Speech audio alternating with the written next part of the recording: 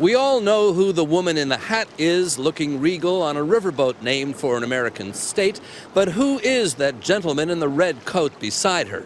Your title is what exactly? Her Majesty's Swan Marker. And what does that mean? Well, I'm responsible for Her Majesty's swans wherever she exercises her royal prerogative right. And Her Majesty exercises her royal prerogative over a lot of swans. In fact, she does have a right to own any swan in the United Kingdom, swimming in open waters, and swans that are unmarked. These days, what does that mean?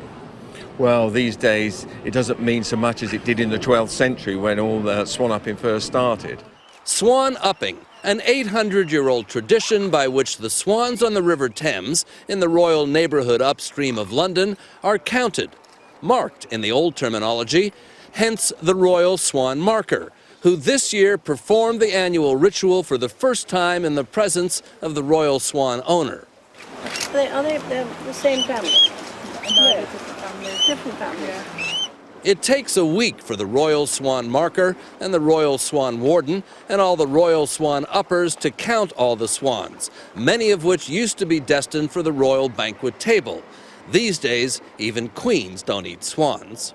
The titles haven't changed over the centuries, but the royal diet apparently has. With swan now off the menu, this is less about cooking than it is about counting. It's a wildlife census in old rowing skiffs and fancy clothes. Still, it does beg a final question. Do you know what swan tastes like? No, I've never eaten it.